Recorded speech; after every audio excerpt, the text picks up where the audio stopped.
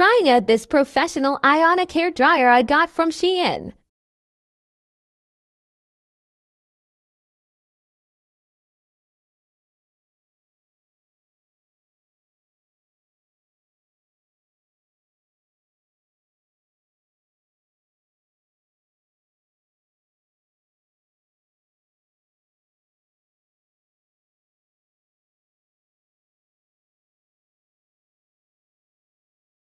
What do you guys think?